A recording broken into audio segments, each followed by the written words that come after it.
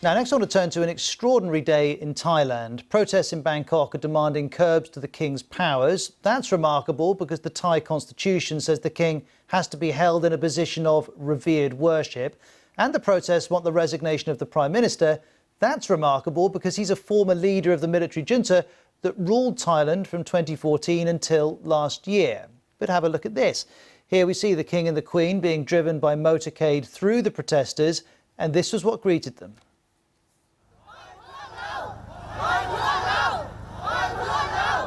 And some of these protesters, if you look closely, are using an anti-government three-finger salute, something we think has come from the film The Hunger Games, and you can also see the heavy police presence too. I should say there was a counter-protest as well.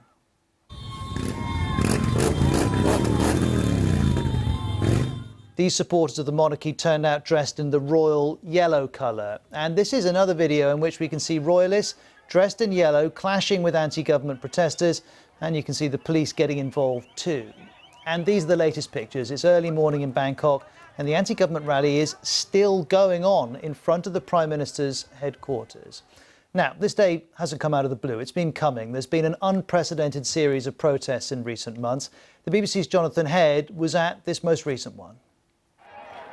Well, this now looks like the end of a protest which began with high tension a little distance from here in perhaps the most sensitive spot in Bangkok, Royal Avenue, an avenue along which the king was going in a motorcade. It's the first time King Vajiralongkorn has been in Thailand when we've had one of these big protests, and everyone wondered what would happen if the king was being in some way insulted or not respected. There were large numbers of pro-royal yellow-shirted supporters out there.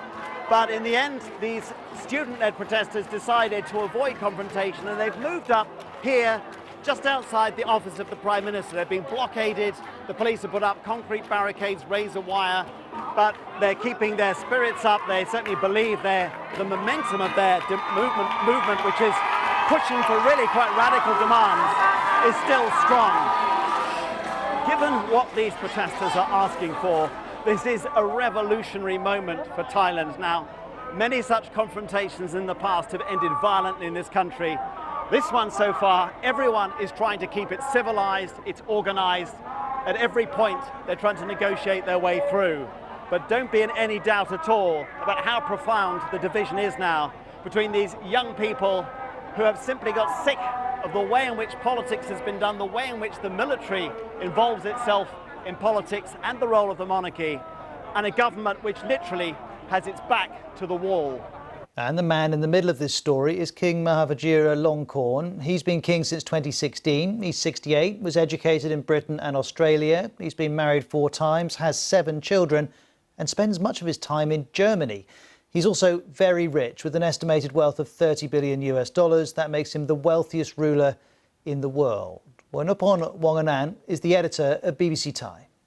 They want the Prime Minister to resign, and as we said, this Prime Minister has been ruling the country since 2014, since he led a coup in 2014, and then the students also want the new constitution. They say they want a constitution that is more accountable to the people, with less influence of the military. And also the third one, which is very important, they want the reform of the monarchy, which they say they want the monarchy to be an institution that is accountable to the people. And do they have the support of any of the main political parties? Well, most of the parties now have been quite unsupportive of the students and of the youth. You've got the government parties has been trying to delay all the demand by the students to come up with a new constitution. But you've got some opposition parties that seem to be supporting the students as well, but because they have the minorities votes in parliament, so they cannot really try to push this forward.